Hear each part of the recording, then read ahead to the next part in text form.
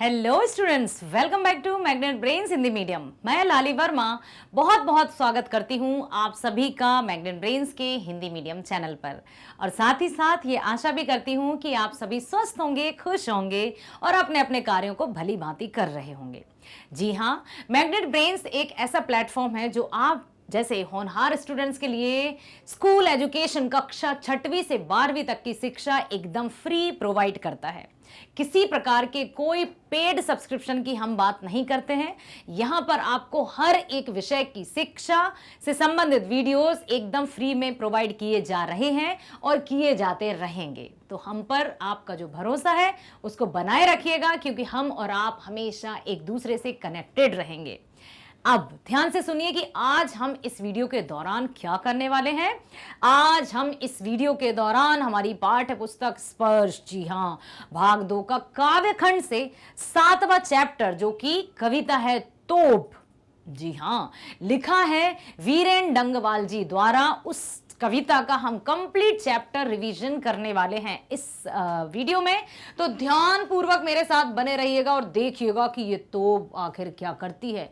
क्या तोप या किसी भी प्रकार की, जो यहाँ पर कवि ने ये बताने का प्रयास किया है कि कितने भी बड़े शक्तिशाली या अपने आप को दी ग्रेट समझने वाले लोगों को एक ना एक दिन धराशायी होना ही पड़ता है।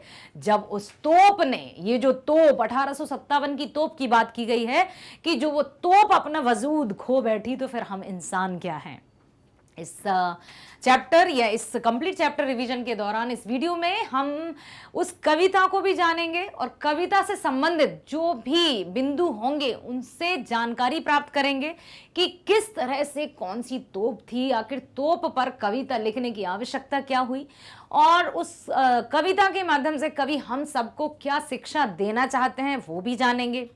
एनसीईआरटी समाधान के साथ साथ और किस तरह के प्रश्नों का निर्माण किया जा सकता है वो भी हम समझेंगे और जानेंगे। तो बने रहिएगा मेरे साथ शुरू से लेकर अंत तक, ताकि आप हर एक बिंदु को, हर एक पॉइंट को ध्यानपूर्वक सुन और समझ सकें। ठीक है, चलिए चलते हैं सबसे पहले हम कवि परिचय पर। वीरेन डंगवाल जी का जीवन परिचय, और नमन करते हैं हम हिंदी के साहित्यकारों का, हिंदी के रचनाकारों का, जिन्होंने हिंदी के साहित्य का परचम न केवल भारत में ही बल्कि संपूर्ण विश्व में लहरा दिया है। आज हिंदी का नाम संपूर्ण विश्व में बड़े ही गर्व के साथ लिया जाता है। हम हिंदी हैं, हम हिंदुस्तानी हैं और यही हमारी पहचान है। तो चलते हैं कवि परिचय की ओर। हिंदी के प्रसिद्ध कवि वीरेन डंगवाल का जन्म टिहरी गढ़वाल के कीर्ति नगर में 5 अगस्त सन 1947 को हुआ। इनके पिता प्रदेश सरकार में कमिश्नरी के प्रथम श्रेणी के अधिकारी थे, मतलब अच्छी संपन्न परिवार से ये ताल्लुक रखते हैं। डंगवाल साहित्य अकादमी द्वारा पुरस्कृत कवि थे। उन्होंने पत्रकारिता भी की। बरेली में अमर उजाला में वे ग्रुप सलाहकार व स्थानीय संपादक भी रहे।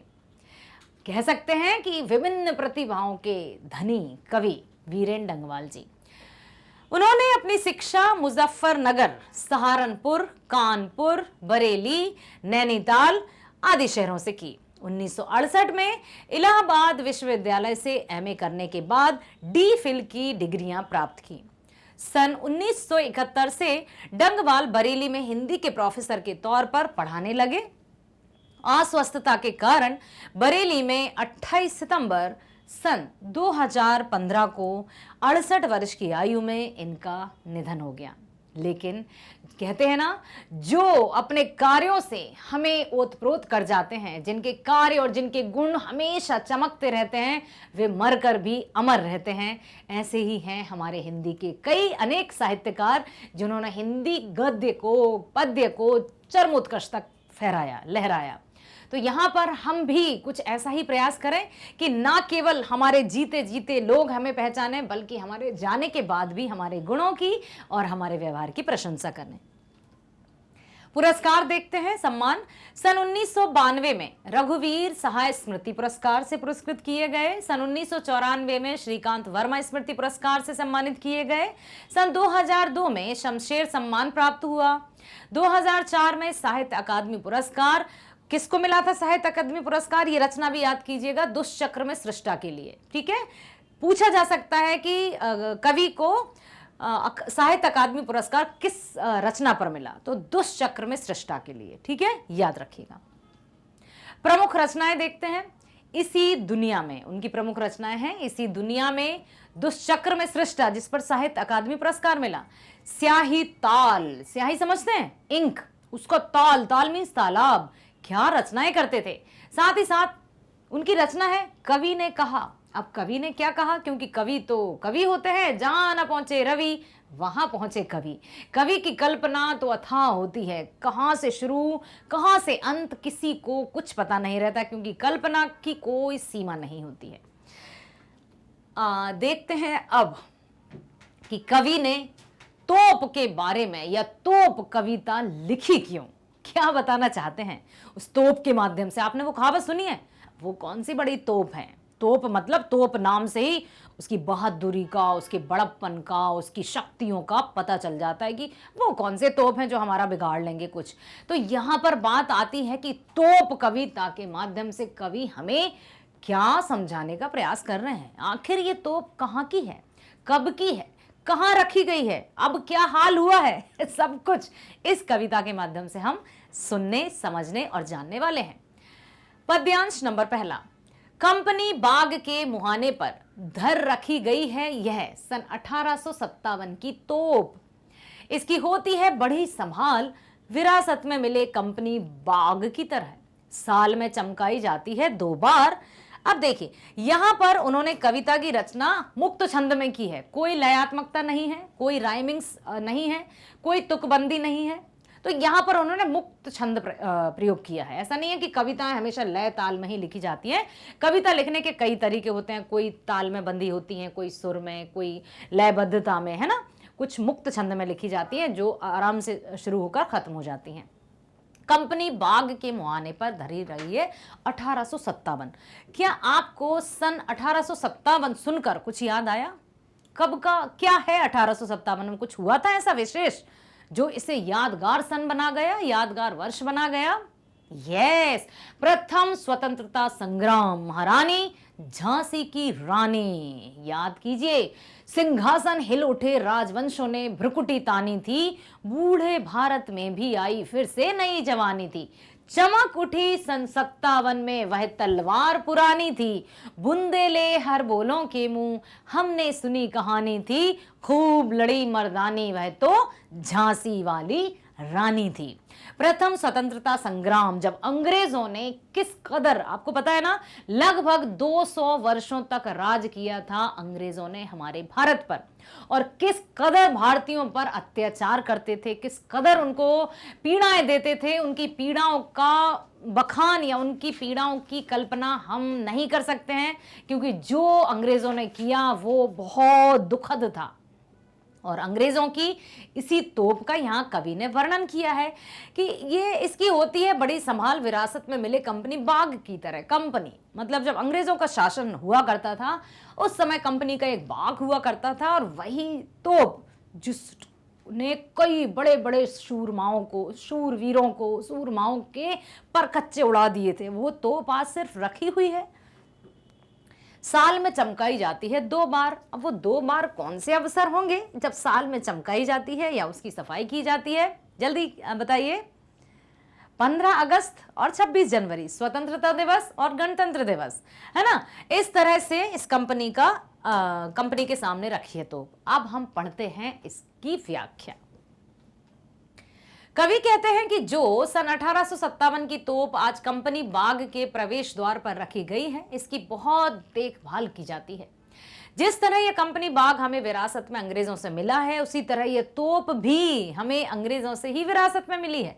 जिस तरह कंपनी बाग की साल में 2 बार अच्छे से देख रेख की जाती है, उसी तरह इस तोप को भी साल में 2 बार चमकाया जाता है। याद रखिएगा कि कहाँ रखी है तोप? कंपनी बाग के मुहाने पर, प्रवेश मतलब द्वार पर। जो पर्यटक आते हैं या सैलानी आते हैं, घूमने आते हैं, वो इसको देखते हैं। 2 बार चमकाई जाती है। कब कब?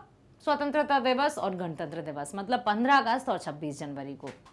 और क्या क्या मिला हमें विरासत में? कंपनी का बाग भी और ये तोप भी अंग्रेजों से। चलते हैं पद्यांश 2 की तरफ और फिर देखते हैं कि क्या कहने का प्रयास किया है। सुबह शाम कंपनी बाग में आते हैं बहुत से सैलानी। उन्हें बताती है यह तोप कि मैं बड़ी जबर उड़ा दिए थे मैंने अच्छे अच्छे सूरमाओं के धज्जे अपने ज़माने में। अब चूंकि वो कंपनी बाग वहाँ पर विरासत है, कई सैलानी आते हैं, पर्यटक आते हैं, घूमने आते हैं, एकदम देखते हैं कि अच्छा तो इस तोप से अंग्रेज़ हमको डराया करते थे या भारतीयों के या सूरमाओं के धज्जे उड़ा दिए थे।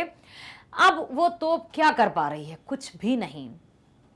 सुबह शाम कंपनी में बहुत से उन्हें बताती है, खुद कहती है कि पता है मैं जबर मतलब बहुत शक्तिशाली हुआ करती थी अपने ज़माने में, उड़ा दिए थे कई अच्छे अच्छे शूरमाओं और के मतलब शूरवीरों के धज्जियां उड़ा दी थी मैंने। मैं कोई ऐसी वैसी नहीं हूं, मैं वो तोप हूं। अब अपने ज़माने में, अब यह बात आती है कि अपने ज़माने की बात अक्सर वही करते रहते हैं जो वर्तमान में कुछ नहीं कर पाते हैं। तो यहाँ तोप मैं ऐसा थी, मैं वैसी थी, मैं ये करता था, अपने मुंह मियाँ मिट्ठू बनने की बात यहाँ की गई है कि हम क्या हैं ये हमें अपने मुंह से कहने की आवश्यकता नहीं है, क्योंकि हमारे गुण, हमारा व्यवहार, हमारा आचरण, हमारा चरित्र, हमारी छवि दूसरों को हमारा परिचय दे ही देती है। तो अपने मुंह से क्या कहना कि अरे तुम जानते नहीं हो मैं कौन हूं, मैं ये हूं, मैं वो हूं। जब हम जानते नहीं है कि मैं कौन हूं तो मत जानने दो ना, क्यों बता रहे हो आप? कहते हैं ना कि अपने व्यवहार को इतना मधुर करें, अपने चरित्र को इतना स्वच्छ निर्मल दर्पण की तरह करें कि आपकी अनुपस्थिति में वो आपका प्रतिनिधित्व करें, वो आपका परिचय दें। तो यहां पर जो वास्तविक रूप में बड़े लोग होते हैं या महान व्यक्ति होते हैं या सभ्य व्यक्ति होते हैं, वो कभी भी अपने मुंह से अपनी प्रशंसा नहीं करते हैं। आपने वो दोहा तो अवश्य सुना होगा, बड़े बड़ाई ना करें, बड़ो न बोले बोल, रही मन हीरा कब कहे, लाख टका मोल, रही माँ लाख टका मोल। यहाँ रही हीरे की बात की, चाहे अंधकार, कहते हैं ना जब हीरे की परख करनी हो तो अंधेरे का इंतजार कीजिए। जब अपने गुणों की या किसी से अपनी परख करनी हो कि कौन हमारा अपना है, कौन हमारा पराया है, कौन हमारे सिर्फ मुंह पर ही हमारी प्रशंसा करते हैं और कौन वास्तविक रूप में अपना है। अंधकार मतलब दुख, दर्द, मुसीबतें।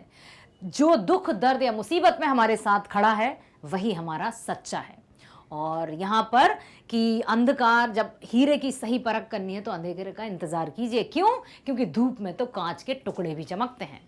या फिर जब हम खुश होते हैं, जब हमारे पास धन दौलत संपन्नता होती है, तब तो पराये भी अपने होने लगते हैं, लेकिन जब बात आती है विपन्नता की या दुख की तो अपने भी पराये हो जाते हैं। यहाँ पर बहुत सारी ऐसी बातें हैं जो हमें जीवन में हमेशा याद रखनी चाहिए कि हमेशा शनै शनै आराम से, ना तो बहुत अधिक दौड़ना है कि औंधे मुंह गिर जाएं, ना इतने अधिक धीरे रेंगना है कि दुनिया हमसे आगे निकल जाए और हम एकदम पीछे रह जाएं। आराम से आहिस्ता बैलेंस बनाकर धीरे धीरे धीरे धीरे चलते रहिए और कार्य में निरंतरता जरूरी है।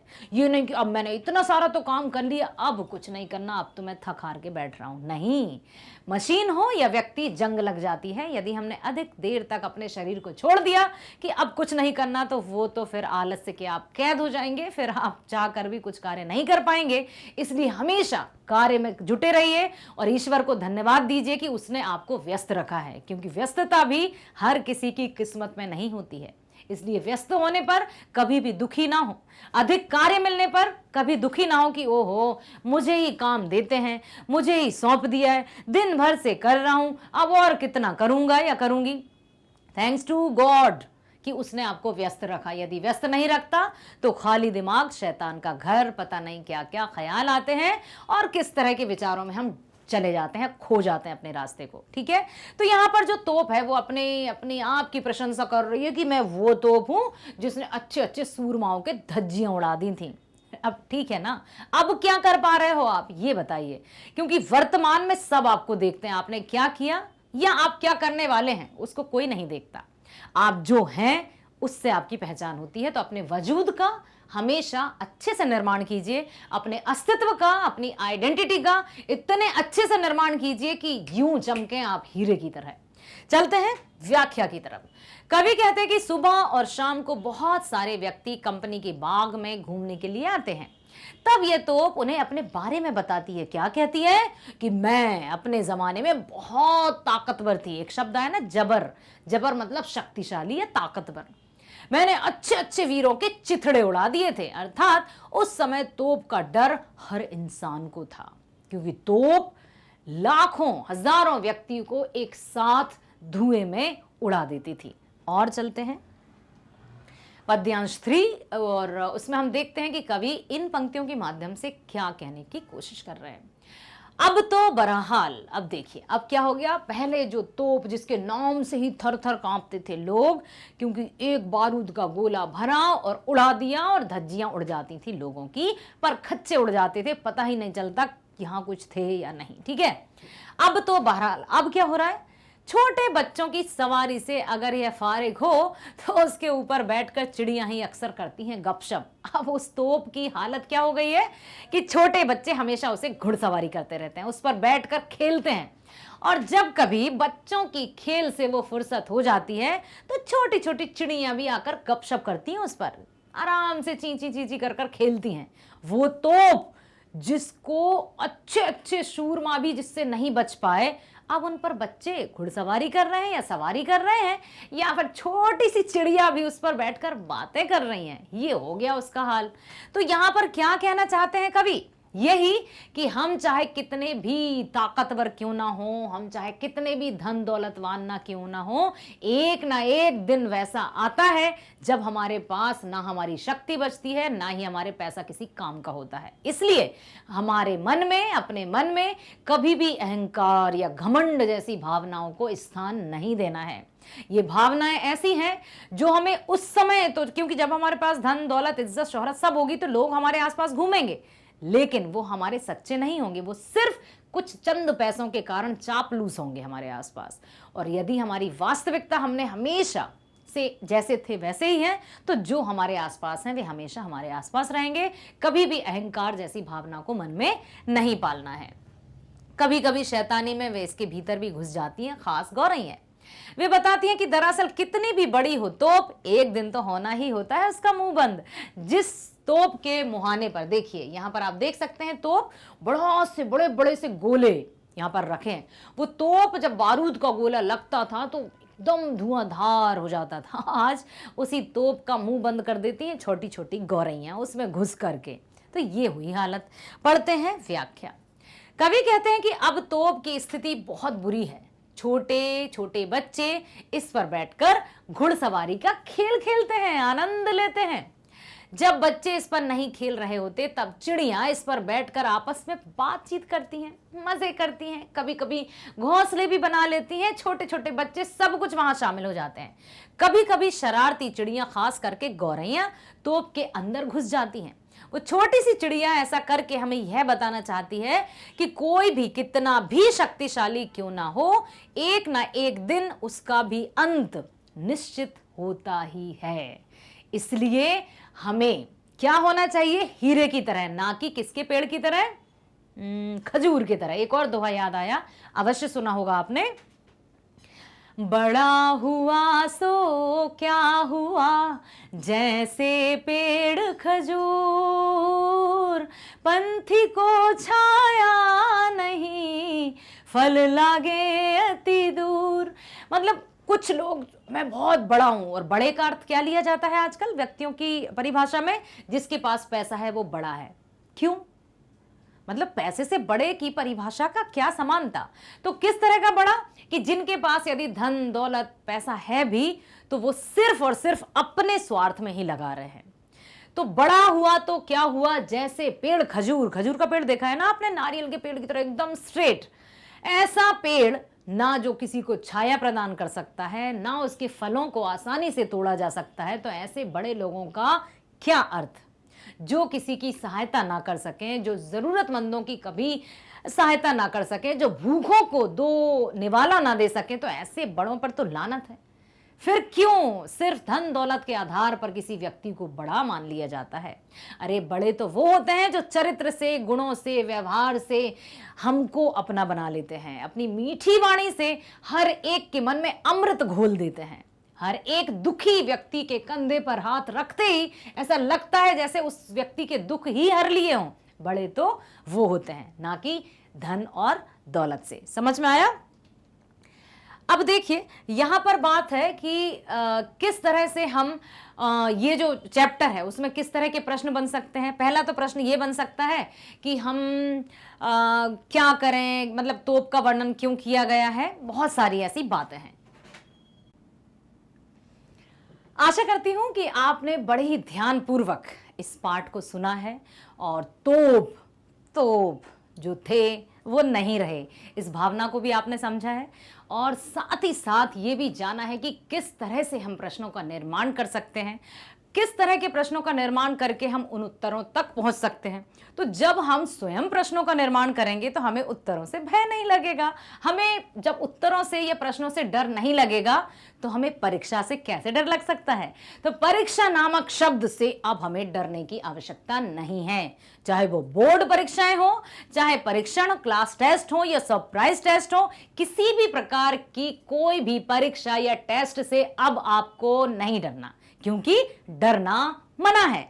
अब आप जान चुके हैं, आप समझ चुके हैं कि प्रश्न क्या होते हैं, किस तरह से प्रश्न बनाए जाते हैं, और खास तौर से जब हम कोई भी पाठ पढ़ें या कविता पढ़ें, ध्यान पूर्वक अपने आप को एकदम फुल ऑफ कंसंट्रेशन के साथ रखकर उस पाठ को समझना है, सुनना है, ताकि उससे संबंधित संपूर्ण बिंदुओं को हम बहुत अच्छे से जान सकें।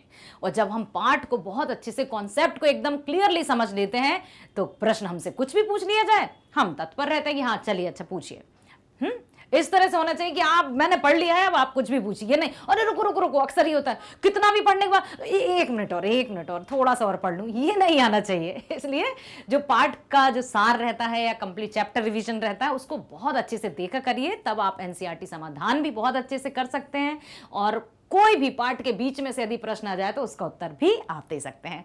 मैग्नेट ब्रेन्स हमेशा आपकी सहायता के लिए, आप जैसे होनहार स्टूडेंट्स के लिए तत्पर रहता है और रहेगा, और सभी जो कोर्सेज हैं उनके वीडियोस एकदम फ्री में प्रोवाइड करते हैं, क्योंकि मैग्नेट ब्रेन्स है भारत का नंबर 1 प्लेटफॉर्म जो ऑनलाइन एजुकेशन फ्री प्रोवाइड करता है। ना केवल आपके विषय से संबंधित वीडियोस ही आपको फ्री में प्रोवाइड किए जाते हैं, बल्कि सभी प्रकार की प्रतियोगी परीक्षाओं के वीडियोस भी फ्री में प्रोवाइड किए जाते हैं, और साथ ही साथ स्पोकन इंग्लिश के वीडियोस भी। जी हाँ, घर बैठे आप बन सकते हैं इंग्लिश के स्पीकर, बहुत अच्छे स्पीकर। प्रतियोगी परीक्षाओं में कौन कौन सी परीक्षाएं शामिल हैं बता देती हूँ। NTSC, olympiad, IIT, JEE, NEET, UPSC, JAIIB, CAIIB, bank, insurances, SSC, RRB और भी सभी प्रतियोगी परीक्षाएं। ठीक है, तो यहां पर आपको सब कुछ मिलेगा। यदि मैं कहूं ना कि all in one in magnet brains, कोई अतिशयोक्ति नहीं है, सच है। हम जो कहते हैं वही हम करते हैं, क्योंकि हमारी कथनी और करनी में कोई अंतर नहीं है। तो हमेशा हमारे साथ बने रहिएगा, और किसी प्रकार का कोई भी आपको डाउट हो तो कमेंट बॉक्स में लिखिएगा। मैं बात करती हूं, बता देती हूं कि वीडियो पर आप किस तरह से जा सकते हैं। जैसे हिंदी मीडियम में आपको क्या पढ़ना है, हिंदी पढ़ना है, भौतिक विज्ञान, गणित, जो भी विषय पढ़ना है आप उस पर क्लिक करेंगे। क्लिक करने के बाद उसकी प्लेलिस्ट पर जाएंगे, और जब प्लेलिस्ट पर जाएंगे तो आपको सब कुछ क्लियरली क्रिस्टल क्लियर हो जाएगा। जैसे आपको पढ़ना है हिंदी, तो हम गए हिंदी पर, हमने क्लिक किया class 10th Hindi, of course Lali Verma madam ही पढ़ाएंगे आपको, तो आप उस पर गए और प्लेलिस्ट पर जैसे ही आपने ओपन किया तो आपको सब कुछ एकदम वेल अरेंज्ड फॉर्म में मिल जाएगा कि आपको क्या पढ़ना है। CBSE या NCERT पर आधारित संपूर्ण पाठ्यक्रम का वीडियो देखना है, या फिर आप चाहते हैं विषय का संपूर्ण विवरण या सभी अध्याय का क्रमानुसार सारांश या NCERT समाधान, या फिर आपको देखना है संपूर्ण वीडियो एक ही बार में या एक बार में संपूर्ण अध्याय का हल, बहुविकल्पीय प्रश्न, जो भी आपको देखना है just click on that, video आपके सामने आ जाएगा। ठीक है, मान लीजिए ओके आपको देखना चाहते हैं पाठ्यक्रम परिचय कि आखिर है क्या, क्योंकि पाठ्यक्रम जब तक नहीं जानेंगे आगे क्या कर पाएंगे। तो हम गए पाठ्यक्रम परिचय पर। पाठ्यक्रम परिचय जैसे हमने वीडियो ऑन किया तो आ जाएंगी आपकी लाली मैडम, प्रकट हो जाएंगी वहां पर, और सब कुछ बताने वाली हैं इसमें कि आपकी पाठ्य पुस्तक कौन सी है। बिल्कुल पता है ना आपको। कोर्स ए में क्षितिज और कृतिका भाग 2, क्योंकि क्षितिज और कृतिका भाग 1 हमने 9th में पढ़ा है। कोर्स बी स्पर्श और संचयन भाग 2 सेम, भाग 1 हम 9th में पढ़ चुके हैं। इनमें कितने पार्ट हैं, क्या पाठ की कहानी क्या है, कविता का क्या अर्थ है, कौन कवि हैं, ओहो क्या पता कितने होंगे। डोंट वरी, चिंता नहीं करना है, क्योंकि आपके हर एक प्रश्न का, हर एक सवाल का जवाब मिलेगा आपको यहाँ पर। तो ध्यान पूर्वक इस वीडियो को देखिएगा, पाठ्यक्रम आपको क्रिस्टल क्लियर हो जाएगा, हर एक बातें आपको समझ में आएंगी कि पाठ्यक्रम में कितने चैप्टर से, सब कुछ बताया ना मैंने, सब कुछ आपको आसानी से समझ में आ जाएगा। और वीडियो जब आप देख लेंगे तो इतना भी मैं आपसे वादा करती हूं कि आपको समझने के साथ साथ वीडियो पसंद भी आएगा। पसंद आएगा तो लाइक कीजिएगा, सब्सक्राइब कीजिएगा और शेयर करना मत भूलिएगा, क्योंकि सब्सक्राइब करने के साथ साथ आपको नोटिफिकेशंस प्राप्त होंगे जिसमें आपको नए नए वीडियोस की जानकारी मिलेगी। शेयर करना है, क्योंकि आप जिस तरह का लाभ उठा रहे हैं उसी तरह से सभी और भी स्टूडेंट्स मैग्नेट ब्रेन्स की ऑनलाइन फ्री एजुकेशन का लाभ उठा सकें। कक्षा 6वीं से 12वीं तक की ऑनलाइन एजुकेशन मैग्नेट ब्रेन्स देता है आप सबको एकदम फ्री। तो बने रहिए हमारे साथ, मिलते हैं नेक्स्ट वीडियो में। स्वस्थ रहिए, खुश रहिए, bye bye, thank you so much.